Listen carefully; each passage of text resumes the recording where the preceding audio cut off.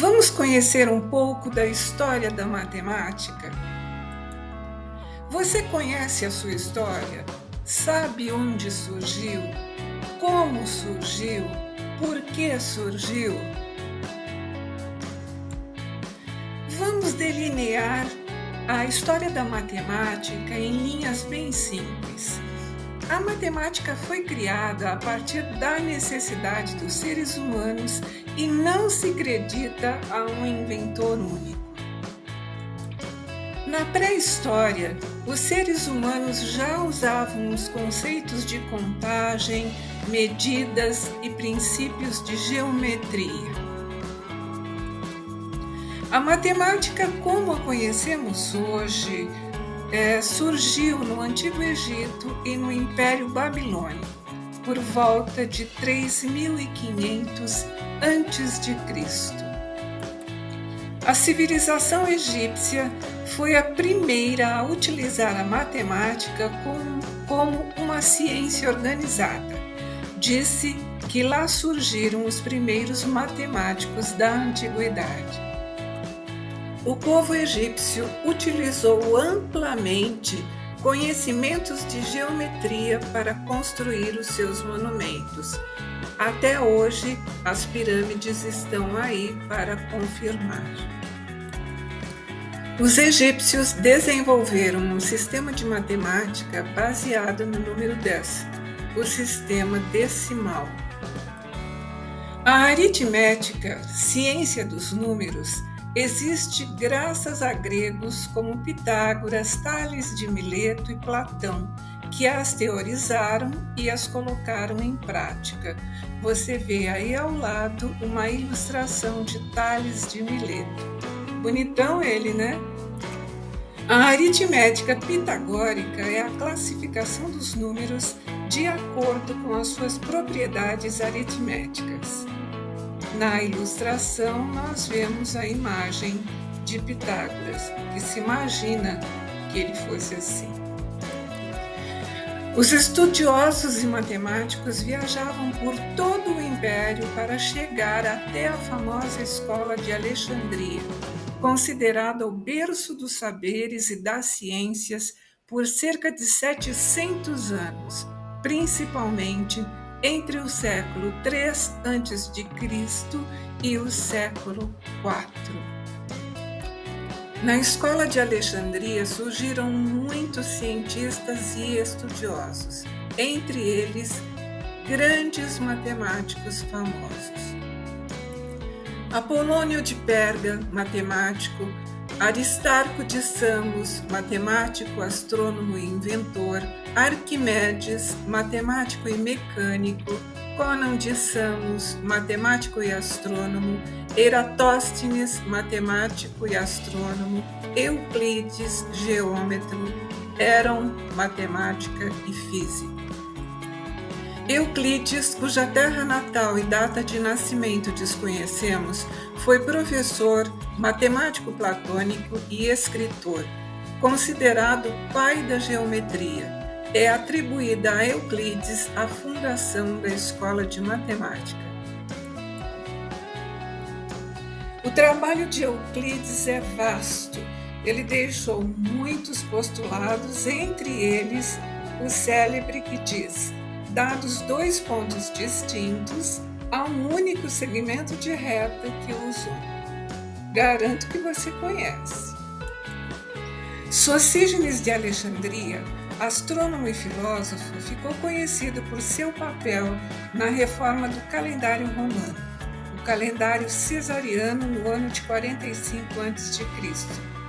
De acordo com os cálculos do astrônomo Socígenes, foi descoberta a existência de 6 horas que foram acrescentadas ao calendário solar.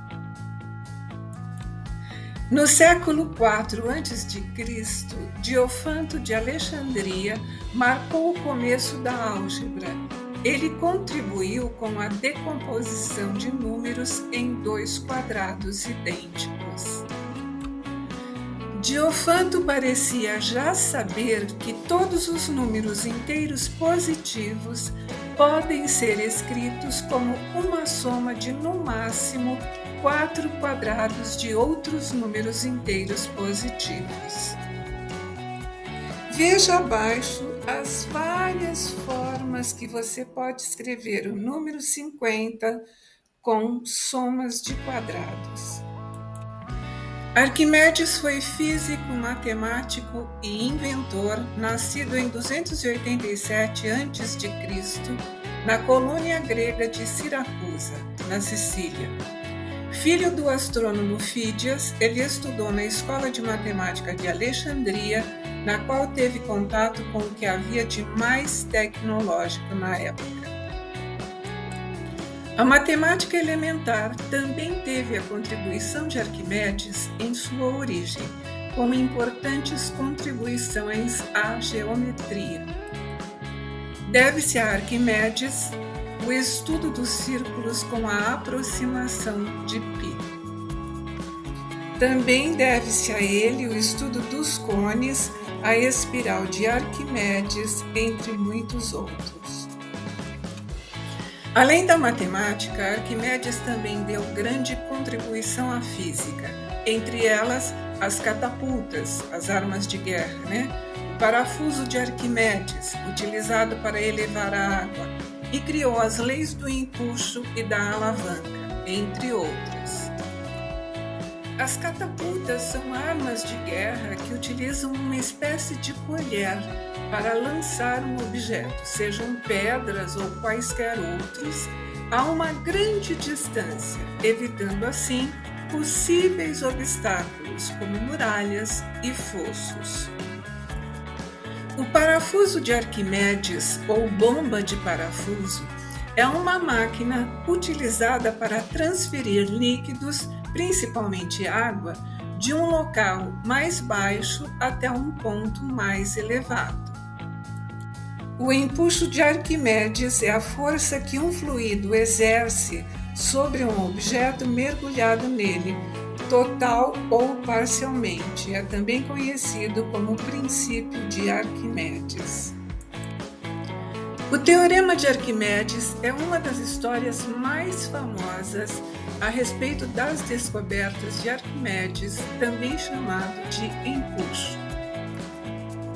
Certa vez, o rei Hieron desejou oferecer uma coroa aos seus deuses.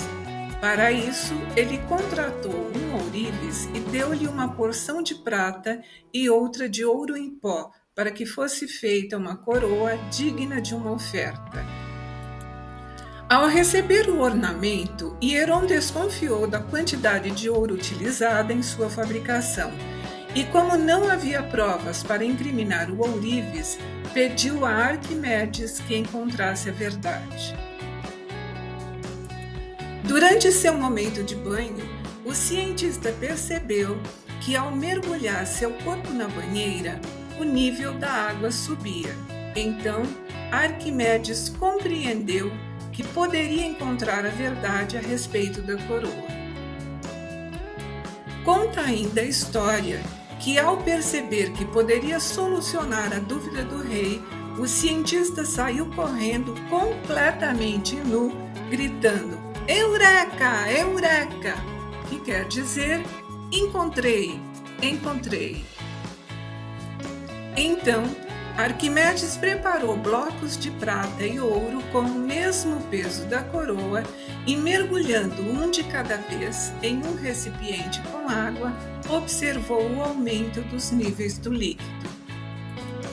Percebendo que o volume da água deslocada pelos dois blocos era diferente, Arquimedes conseguiu determinar as massas aproximadas de ouro e prata utilizadas na confecção da coroa. O experimento levou o cientista ao que hoje chamamos de princípio de Arquimedes, que diz: todo corpo mergulhado em um fluido sofre a ação de uma força vertical e ascendente que é igual ao peso do volume de líquido deslocado pelo corpo. Essa força é chamada de empuxo. Arquimedes morreu no ano de 2012 a.C., durante a Segunda Guerra Púnica, quando os romanos invadiram sua cidade. Mesmo sob ordens de mantê-lo vivo, um soldado desferiu um golpe de espada contra o inventor, matando. As Guerras Púnicas foram uma série de 3 conflitos entre Roma e Cartago, que duraram mais de um século, entre 264 a.C. e 146 a.C.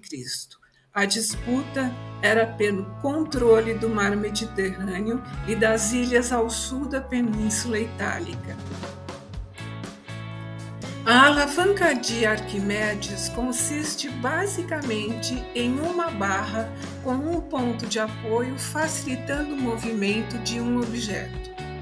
Na física, a alavanca é um objeto rígido que é usado com um ponto fixo apropriado para multiplicar a força mecânica que pode ser aplicada a um outro objeto. Isto é denominado também vantagem mecânica e é um exemplo do princípio dos momentos. O princípio dos momentos é utilizado para calcular o momento líquido de um objeto que está sujeito a múltiplas forças. Aqui a gente tem a célebre frase de Arquimedes: "Dê-me uma alavanca e um ponto de apoio e levantarei o mundo." Não podemos nos esquecer de falar de Pitágoras. Pitágoras de Samos foi um dos grandes filósofos pré-socráticos e matemáticos da Grécia Antiga. Segundo Pitágoras, tudo é número, frase que indica uma explicação para a realidade e tudo que existe no mundo. A ele foi atribuído o uso e criação dos termos filósofo e matemática. Pitágoras nasceu na ilha de Samos em 570 a.C. Estudou matemática, astronomia, música, literatura e filosofia. Segundo Pitágoras, os números são a base da vida na Terra. A partir dessa primícia surge o pitagorismo, ou escola pitagórica, sendo os pitagóricos seus seguidores, dos quais se destacam Temistocleia, Filolau de Clotona, Arquitas de Tarento, Alquimeão e Melissa. Na escola, ele ministrou aulas nas áreas de matemática, aritmética e geometria, astronomia, música, filosofia, política, religião e moral. Segundo Pitágoras, os números representavam a harmonia e a ordem, ou seja, eram considerados a essência de todas as coisas.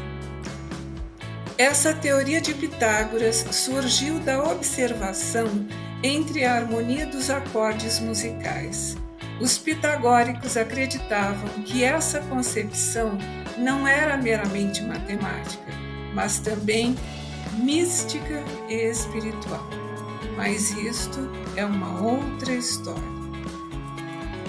Na área de astronomia, Pitágoras também avançou com questões sobre a esfericidade do planeta Terra e o deslocamento dos astros, utilizando conceitos matemáticos. Essa teoria, baseada num cosmo harmônico, ficou conhecida como teoria da harmonia das esferas. Um dos mais importantes teoremas da geometria é o Teorema de Pitágoras. É representado pela fórmula a² igual a b² mais c². Esta fórmula vale para calcular as medidas dos triângulos retângulos e mais inúmeros cálculos relativos especialmente às construções em geral. Este teorema diz que o quadrado da hipotenusa é igual à soma dos quadrados dos catetos. Aqui nós temos o Teorema de Pitágoras representado geometricamente, sendo A e B os dois catetos e C a hipotenusa. A ao quadrado mais B ao quadrado é igual a C ao quadrado, ou seja, a soma dos quadrados dos catetos é igual ao quadrado da hipotenusa. Eu acho que falei esse teorema umas 10.000 vezes em sala de aula. Platão foi filósofo e matemático do período clássico da Grécia Antiga, fundador da Academia em Atenas, a primeira instituição de educação superior do mundo ocidental. Platão nasceu em Atenas, provavelmente no ano de 428 a.C. De família nobre, estudou leitura, escrita, música, pintura, poesia e ginástica. Por volta de 387 a.C., fundou em Atenas sua escola filosófica, a Academia, onde reunia seus discípulos para estudar filosofia, ciências, matemática e geometria. A Sociedade Ideal e a República de Platão. Aplicando sua filosofia, Platão imaginou na República uma sociedade ideal dividida em 3 classes, levando em conta a capacidade intelectual de cada indivíduo. A primeira camada, mais presa às necessidades do corpo, seria encarregada da produção e distribuição de gêneros para toda a comunidade, lavradores, artífices e comerciantes. A segunda classe, mais empreendedora, se dedicava à defesa, que seriam os soldados. A classe superior, capacitada para servir-se da razão, seria dos intelectuais com poder político, assim os reis teriam de ser escolhidos entre os filósofos. Nesta ilustração, nós vemos o papiro encontrado no Egito com fragmentos de A República de Platão, datado do século III d.C. Platão e o mito da caverna. Platão escreveu em forma de diálogo, no livro 7º da República, a história Mito da Caverna, onde relata a vida de alguns homens que desde a infância se encontram aprisionados em uma caverna, com uma pequena abertura por onde penetra a luz.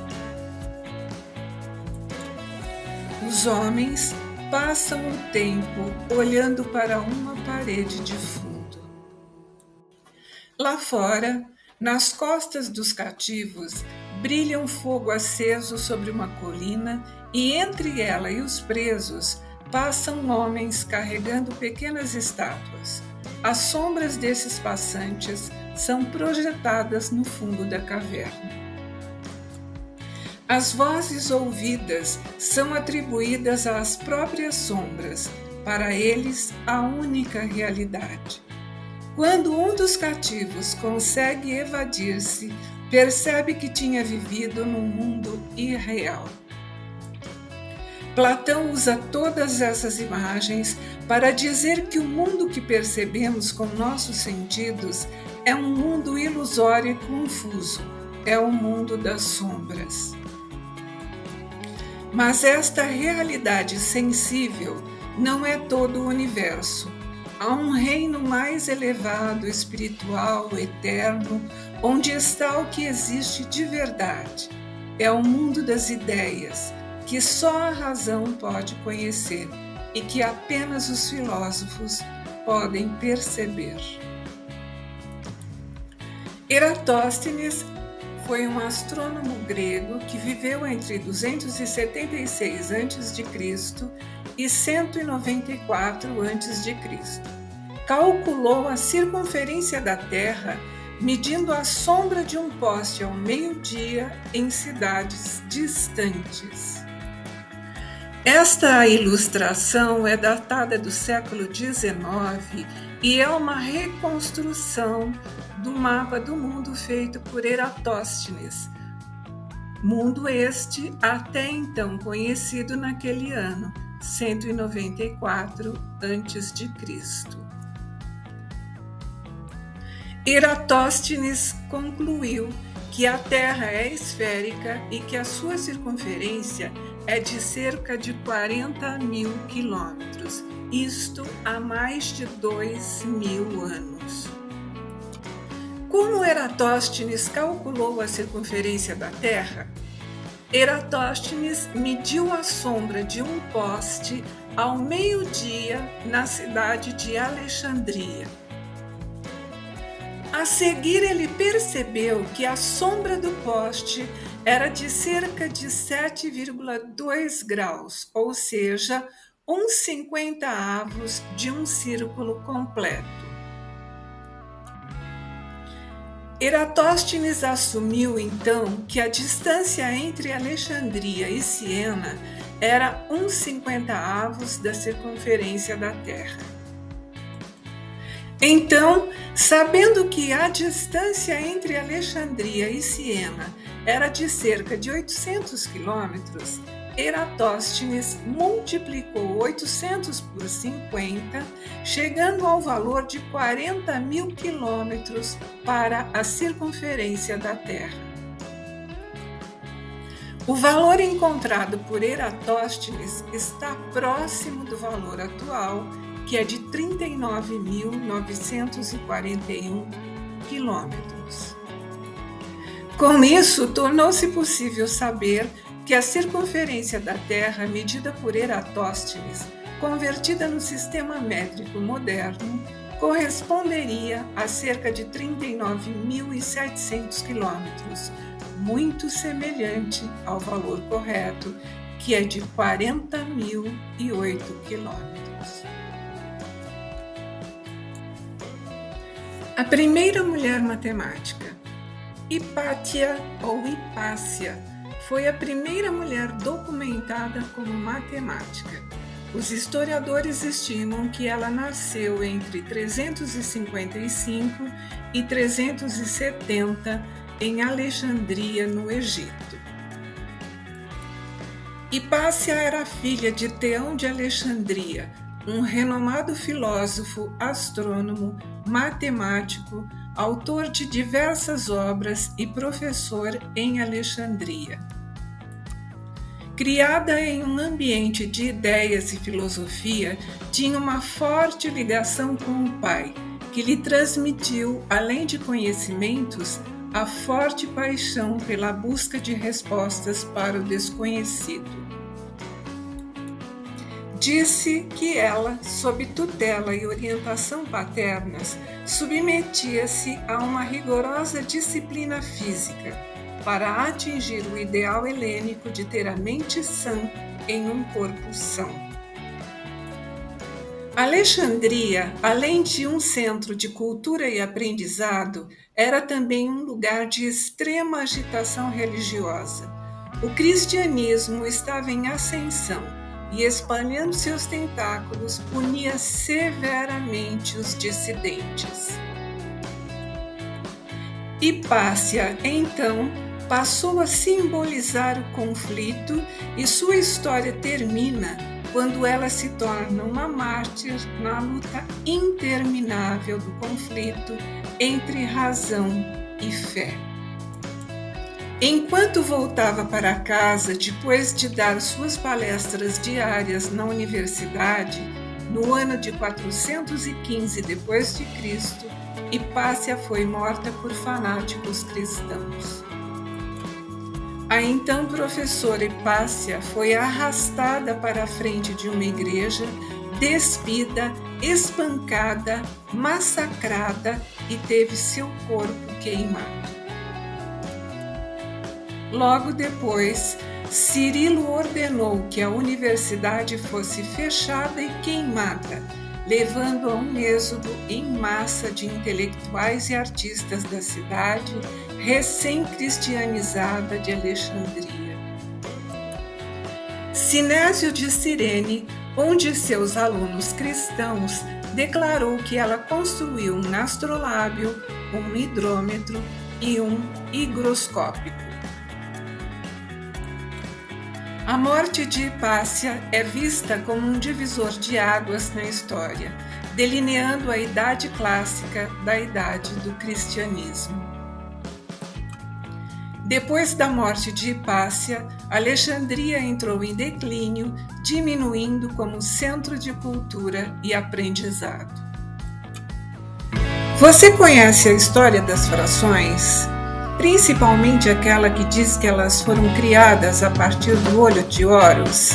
Será fato ou mito? Teoria das frações do olho de Horus. Uma teoria amplamente difundida diz que no Antigo Egito as frações foram escritas como soma de frações unitárias representadas por diferentes partes do símbolo olho de Horus. Entretanto, estudos dos anos 70 até os atuais, relacionados à matemática egípcia, mostram que esta teoria é falaciosa e fraudulenta. Em 2003, Jim Ritter desmistificou definitivamente após muita pesquisa. Segundo a teoria, os fragmentos do olho de Horus foram reunidos para formar o olho completo. Cada fragmento recebeu um valor numérico como um numerador e um denominador com potências de 2. Nesta imagem nós vemos uma pseudo-ilustração dos símbolos das frações egípcias com o olho de Horus. Lembrando que é uma teoria, não existe nenhuma fundação científica para isto. As frações, na verdade, foram inventadas por volta do ano de 3000 a.C. e surgiram da necessidade de delimitar terras, colheitas, líquidos e tecidos. Este manuscrito representa frações dentro de caixas e nós não vemos aí o traço característico que separa o numerador do denominador, mas vamos pensar que este manuscrito data do Egito Antigo. Naquele tempo, os geômetras dos faraós do Egito demarcavam as terras às margens do rio Nilo. As enchentes do rio Nilo inundavam as terras, fazendo com que as marcações fossem apagadas. Então os matemáticos, que eram os antigos engenheiros, começaram a usar cordas para demarcar as terras. E então começaram a perceber que nem sempre a área do terreno cabia um número inteiro de vezes na área do terreno antes das cheias.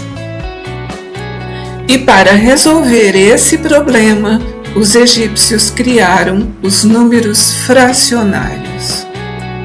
Mas como era a representação das frações naquela época? Deem uma olhadinha na ilustração e vejam que os egípcios representavam as frações com um sinal oval escrito em cima do denominador. Eles só entendiam a fração como uma unidade, ou seja, frações cujo numerador é igual a 1. Esta ilustração é uma pintura na tumba de Mena, construída entre 1420 e 1411 a.C. no Vale dos Reis. Observe os esticadores de corda mensurando uma terra agricultável. Esse mapa antigo mostra o Egito banhado de sul a norte pelo rio Nilo, que desempenhou um papel muito importante no desenvolvimento desta civilização. Heródoto disse: o Egito é um presente do Nilo. Para trabalhar com os números da Terra, o faraó criou um grupo de homens especializados que utilizavam cordas para fazer suas contagens. Ficaram conhecidos como estiradores de corda. Nesta ilustração, nós vemos estiradores de corda sob supervisão do escriba, mensurando uma área para plantio. Essa ilustração está na tumba do escriba, datado de 1400 a 1390 a.C. Não esqueça de pesquisar outros sites, aí estão os créditos para você se guiar. Eu sou Ivani Sanches, professora. Você conhece o Tangram? Você acha que é uma brincadeira ou é uma ciência? Um quebra-cabeças ou um jogo sério? Vamos conhecer um pouco mais? No ano de 2138 a.C., os chineses Zhou Luxiong e Revelix Yong inventam o Tangram. Pelo menos é o que se aceita como mais verdadeiro em torno da invenção deste jogo. E logo perceberam que o jogo servia não apenas como distração, mas também como uma poderosa ferramenta educacional para o desenvolvimento de habilidades cognitivas e motoras. O jogo do Tangram ajuda a desenvolver o raciocínio lógico, a criatividade, a visão espacial e a capacidade de resolver problemas. Reorganizadas, as 7 peças do Tangram possibilitam criar uma abundância de figuras como animais, objetos e formas humanas, estimulando a criatividade, desabrochando o raciocínio lógico e ampliando a percepção espacial. Outra versão da invenção do Tangram diz que ele é um quebra-cabeça chinês que surgiu na dinastia Song. A origem exata do jogo é incerta, mas é associado com certeza à China antiga. Cada uma das peças encaixadas cria um novo desafio para analisar formas, cores, padrões e a possibilidade de encontrar novas soluções. As 7 peças geométricas que compõem o Tangram são chamadas de tans e podem ser livremente combinadas para criar figuras. O quebra-cabeça reforça as conexões existentes do cérebro e incentiva a formação de novas ligações. Com isso, ajuda a melhorar a atividade e a agilidade mental. Uma lenda conta que um sábio chinês tropeçou e deixou cair uma placa de jade que se partiu em 7 pedaços. O sábio tentou remendar a placa e a cada tentativa surgia uma nova figura. Outra lenda conta que um chinês chamado Tan derrubou uma mesa quadrada e, ao tentar montá-la novamente, descobriu que era possível fazê-lo de várias formas. No início do século XIX, comerciantes chineses levaram o Tangram para a Europa e os Estados Unidos. Então, o jogo se tornou popular entre a nobreza e os intelectuais. O jogo do Tangram é formado por 7 peças, 2 triângulos grandes, um triângulo médio, 2 triângulos pequenos, um quadrado e um paralelogramo, que são chamados de tans. Esse quebra-cabeça chinês só chegou na Europa no começo do século XIX. É um jogo simples de entender, porém um desafio para a criatividade.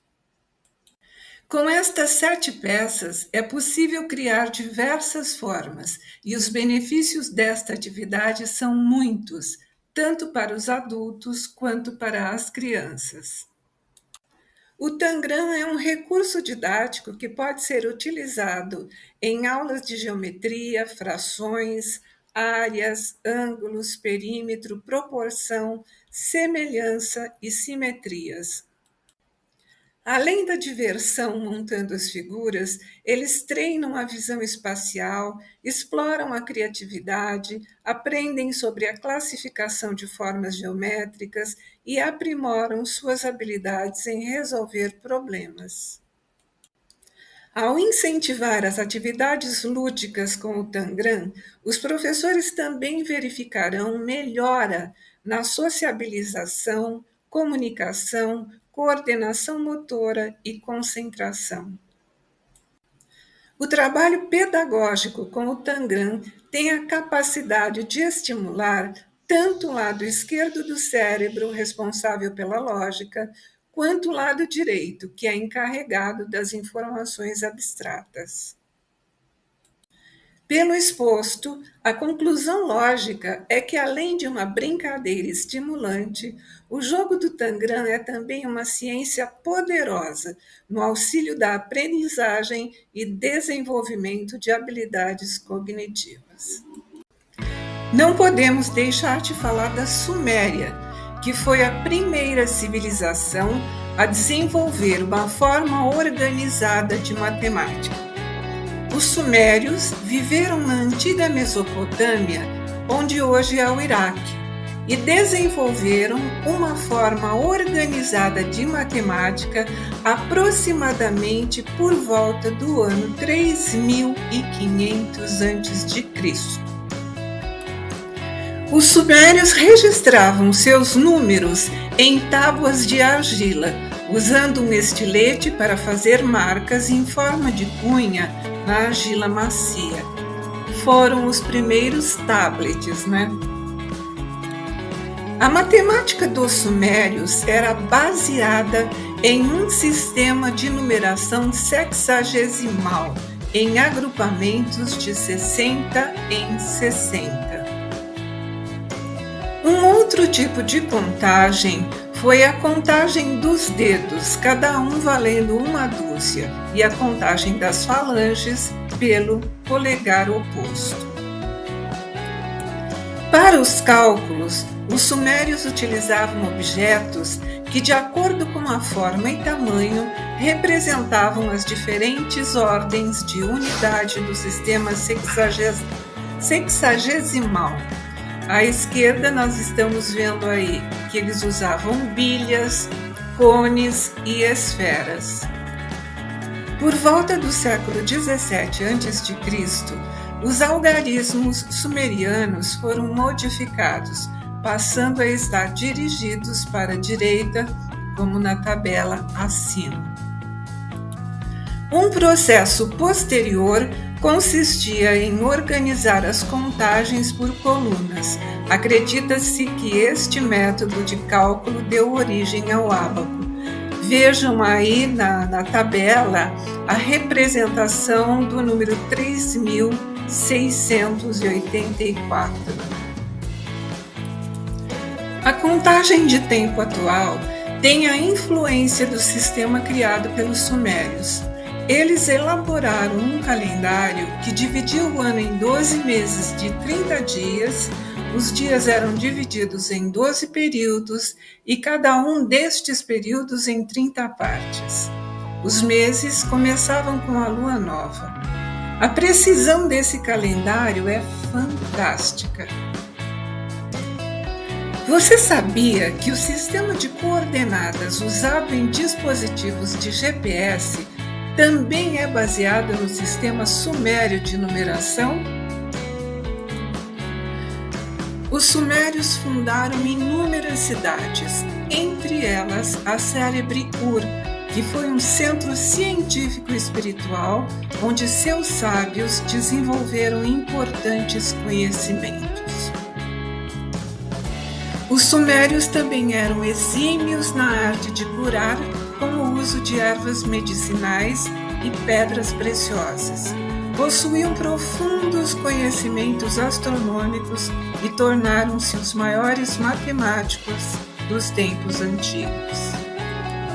Os sumérios viveram pacificamente até que os sábios compreenderam que era tempo de partir.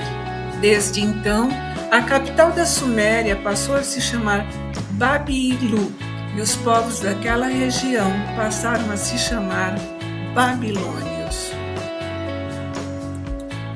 O sistema de numeração babilônico fazia uso de dois tipos de símbolos, o cravo e a asna.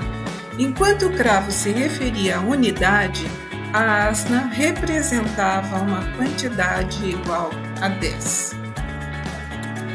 Assim como a dos sumérios, a matemática babilônica era baseada no sistema sexagesimal, ou seja, na base 60. Utilizavam um sistema de numeração cuneiforme, que era escrito em tábuas de argila. Plimpton 322 é a mais renomada de todas as tábuas cuneiformes matemáticas, desde que foi publicada em 1945. Esta imagem é de Christine Proust, e esta imagem é o anverso da placa. A Plimpton 322, não sei se é assim que se pronuncia, registra um conjunto de números que obedecem ao Teorema de Pitágoras. Essa tábua de argila é um problema de matemática, provavelmente um dever de casa, que pede o comprimento da diagonal do quadrado, dado o comprimento do lado sendo 30. Esta tabuleta de argila é uma tabuleta de matemática, ou seja, geométrica algébrica, semelhante à geometria euclidiana. Essa peça está no Museu do Iraque, datada de 2003 a 1595 a.C.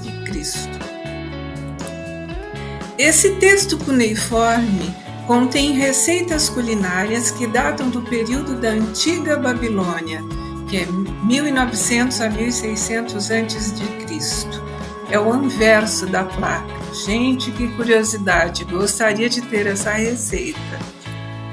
Aqui a gente tem uma das tábuas cuneiformes da Babilônia, originárias do segundo milênio antes de Cristo, preservadas pelas escolas de escribas com o registro de exercícios e cálculos feitos por professores e alunos. Esta é uma tábua de argila babilônica datada do ano 600 a 500 a.C. O conhecimento da matemática babilônica é derivado de centenas de tábuas de argila descobertas desde a década de 1850. E com certeza, muitas mais ainda serão descobertas. Aqui nós temos uma tábua matemática de diagramas geométricos e números da antiga Babilônia. É uma coleção de Yale. Esta tábua mostra um diagrama de um trapézio, uma figura muito comum na matemática da antiga Babilônia.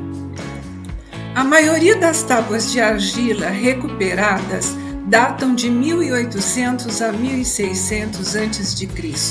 e abrangem tópicos que incluem frações, álgebra, equações quadráticas e cúbicas e o Teorema de Pitágoras. Os jardins suspensos da Babilônia são considerados uma das 7 maravilhas do mundo.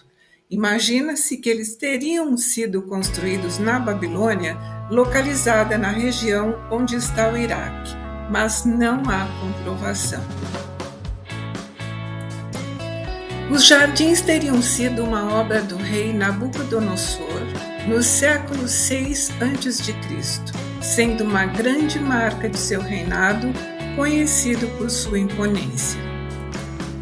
Os jardins eram compostos por 6 terraços construídos como andares. Estima-se que cada andar tinha cerca de 120 metros quadrados, apoiado por colunas. Cada um desses andares era cheio de árvores frutíferas, bichos exóticos e esculturas de deuses. Por serem próximos ao rio Eufrates, os jardins teriam um sistema de irrigação fluvial que possibilitava que sempre estivessem floridos e vistosos. Acredita-se que havia uma equipe de pessoas escravizadas, escolhidas por serem jardineiros experientes nas cidades conquistadas na Mesopotâmia, para cuidar dos jardins, e guardas que protegiam a entrada e a saída. Apesar das inúmeras descrições de antigos historiadores, como Heródoto e Estrabão, não há evidências arqueológicas concretas que confirmem a existência dos jardins suspensos da Babilônia. Em consequência, alguns estudiosos acreditam que esses jardins nunca existiram, que são o produto de criação mitológica ou ainda foram confundidos com outras estruturas da época. Os jardins suspensos da Babilônia, envoltos em mistério e fascinação, permanecem um símbolo de engenhosidade humana e beleza natural, inspirando a arte, a literatura e a cultura popular até os dias de hoje. Você conhece a história do ábaco? Não? Vamos conhecer um pouquinho? O ábaco é considerado a primeira calculadora do mundo. Ele é composto de pequenos discos ou bolas inseridas dentro de hastes, onde cada haste é perfilada em sequência, definindo assim as casas decimais. O ábaco ou soroban é um antigo instrumento de cálculo em sistema decimal com provável origem na Mesopotâmia há mais de 5.500 anos. Ele é considerado uma extensão do ato de contar com os dedos. No início, era apenas uma tábua coberta com areia, onde marcas eram feitas para se realizar cálculos. O ábaco evoluiu e se tornou muito popular em várias civilizações antigas. O suanpan, que significa prato de cálculo, é um modelo chinês de ábaco que surgiu por volta do século II a.C. Ele possui cerca de 20 centímetros de altura e pode ter diversas larguras a depender do fabricante, porque o suanpan é usado ainda hoje. Um suanpan apareceu na ilustração de um livro de 1573 sobre o assunto, na dinastia Ming. Mostrava um cálculo feito com suanpan na parte superior e 5 contas na parte inferior. Uma fonte provável do suanpan são as pirâmides numéricas chinesas, que operavam com o sistema decimal, mas não incluíam o conceito de zero. A ilustração mostra uma tábua de cálculo encontrada pelos historiadores em 1846 na ilha grega de Salamina, datada do ano 300 a.C. Feita em mármore, a peça possui 149 centímetros de comprimento, 75 centímetros de largura e 4,5 centímetros de espessura. É considerado o modelo mais antigo de ábaco até hoje. O soroban é o ábaco mais utilizado na cultura oriental. No Japão, o manuseio da ferramenta é ensinado já no nível básico. Para o aperfeiçoamento, recorrem a aulas particulares. Durante a Idade Média, o ábaco foi amplamente utilizado na Europa, facilitando cálculos complexos e comércio. Ele desempenhou um papel fundamental no desenvolvimento da aritmética e na disseminação do conhecimento matemático. O quipu dos Incas era um sistema de cordas atadas usado para gravar dados numéricos, como varas de registro avançadas, mas não eram usadas para fazer cálculos. Os cálculos eram feitos utilizando uma iupana. que estava ainda em uso depois da conquista do Peru. A iupana é uma tábua de contar. Em todo o mundo, os ábacos têm sido utilizados na educação infantil e na educação básica como uma ajuda ao ensino do sistema numérico e da aritmética. Podemos dizer que a informática deu os primeiros passos no ano de 3500 a.C., com o invento do ábaco na Babilônia. O caminho percorrido até os dias de hoje foi longo, mas fascinante. Impossível imaginar como será daqui a 1000 anos. Vamos conhecer um pouquinho da invenção do zero? O último dos números naturais criados, o zero, representa uma revolução na história da matemática. Mas até ser aceito pelas antigas civilizações, este número percorreu um longo caminho. Antes de ser um número, o conceito de zero era uma ideia filosófica. Culturas antigas, como os gregos, tinham dificuldade em conceber a existência do nada ou vazio. Os babilônios usavam um espaço vazio para representar a ausência de um número em uma posição de valor, mas não tinham um símbolo específico para o zero. Isso dificultava a interpretação de seus números. O conceito de zero começou a se formar na Babilônia por volta do ano de 300 a.C., onde era usado como um símbolo para indicar a ausência de um número. No entanto, o zero como um número verdadeiro só foi desenvolvido na Índia por volta do ano de 650 depois de Cristo. O matemático indiano Brahmagupta foi um dos primeiros a formalizar o uso do zero como um número em 628 depois de Cristo. Ele criou regras para operações envolvendo zero, como a adição e subtração. Os matemáticos indianos começaram a dar um valor quantitativo ao zero, permitindo a criação de números maiores e a realização de cálculos mais complexos. O zero foi posteriormente adotado pelos árabes, que o chamaram de sifr, significando vazio ou nada. A forma oval ou circular do zero pode ter sido escolhida por sua simplicidade e facilidade de escrita. O zero, como conhecemos hoje, foi desenvolvido na Índia e disseminado através da matemática árabe. O símbolo que usamos, o zero, passou por várias evoluções ao longo do tempo, influenciado pelas tradições e pelos estilos de escrita das diferentes culturas que adotaram o conceito.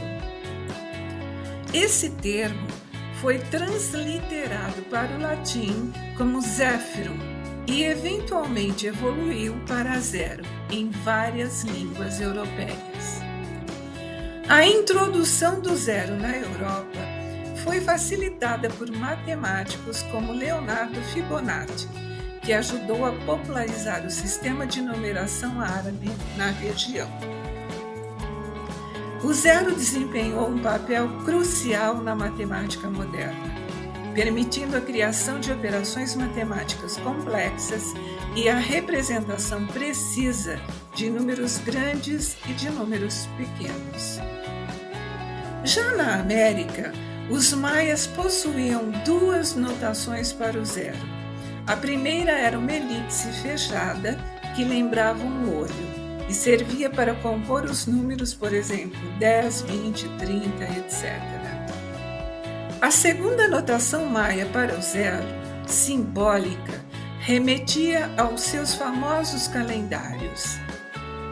Lembra daquele que disse que o mundo ia acabar em 2012? Este segundo conceito do vazio era tão significativo entre eles que havia uma divindade específica para o zero. Era o Deus Zero, o Deus da morte. Os maias foram os inventores deste número e deste conceito no continente americano. Foi a partir deles que outros grupos, como os astecas, conheceram o princípio do zero. Porém, como todo povo subjugado, sua cultura não foi adiante, e aquela que se sobressaiu foi a do conquistador europeu. Mas, em outras palavras, e sendo bem abrangente, os maias fizeram do zero na América o que os muçulmanos fizeram pelo zero na Europa.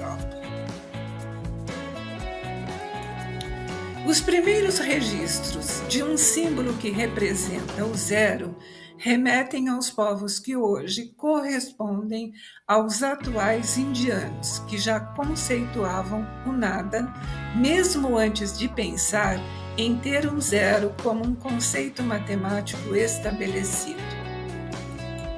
Tanto que, se ainda hoje você pegar um dicionário de sânscrito e procurar pelo termo referente ao zero, vai encontrar uma lista de coisas desagradáveis como definição. Como adjetivo, ele representa vazio, deserto, estéril. Pode ser aplicado também a uma pessoa que é sozinha e sem amigos, e a um indivíduo indiferente ou insensível. Já se você empregá-lo como um substantivo, então estará se referindo ao próprio nada, ao vácuo total, àquilo que inexiste. Em termos gerais, a palavra refere-se a alguma coisa que falta, algo que não irá gerar resultados.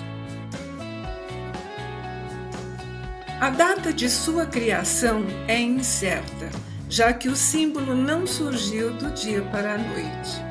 Uma versão bem parecida com a de hoje, uma bolinha fechada e pintada, apareceu no famoso manuscrito de Pakhshali, por exemplo, um manual prático sobre aritmética para comerciantes, que se provou ter sido escrito ao longo dos séculos III ao X. Inserir um pouquinho da versão final do zero como um dígito na notação de valor decimal foi desenvolvida lá pelo século V ou século VII, caso você queira uma data que preze pela certeza absoluta e seja amplamente amparada por fatos históricos. Falando em século V, é dessa época que vem o Aryabhatiya, um tratado astronômico que afirma que o zero iria de lugar para lugar, onde em cada um seria 10 vezes o anterior. Mas os indianos não fizeram questão de espalhar a sua ideia de zero por aí. Quem teve esse trabalho foram os conquistadores muçulmanos, que a partir do século VII iniciaram a expansão e tomada do norte da África e depois da Europa, mais precisamente da Península Ibérica. Assim, os árabes levaram o zero e o próprio conceito de vazio ao velho continente. Até mesmo o nome que usamos hoje, zero, vem daí. O antigo Shunya acabou se tornando Chifre, que depois foi latinizado para Zéfiro, depois Zéfiro, Zéfro e, por fim, zero. Por mais simples que possa parecer, o conceito de zero é muito complexo. Quando começamos a calcular coisas há vários mil anos, fazíamos por necessidade e em situações concretas. Para cada ovelha do rebanho, uma pedrinha, 2 ovelhas, 2 pedrinhas, e assim por diante.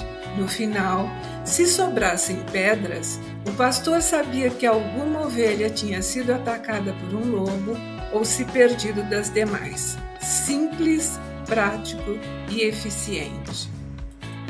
Assim, cada povo buscava as referências que tinha à mão para representar o vazio, seja numericamente ou conceitualmente. Os chineses, por exemplo, representavam o zero com um caractere chamado Ling, que significava aquilo que ficou para trás, e era representado como os pingos de chuva depois de uma tempestade. O zero na informática é um dos dígitos do sistema binário utilizado para representar imagens, sons e sinais de comunicação. O sistema binário funciona com a sequência de zeros e uns, onde o zero representa o desligado e o o ligado. Mas isso já é uma outra história que fica para uma outra vez. Aqui você tem os créditos para pesquisar mais a respeito desse assunto que é vasto e fascinante. Mais créditos para você pesquisar.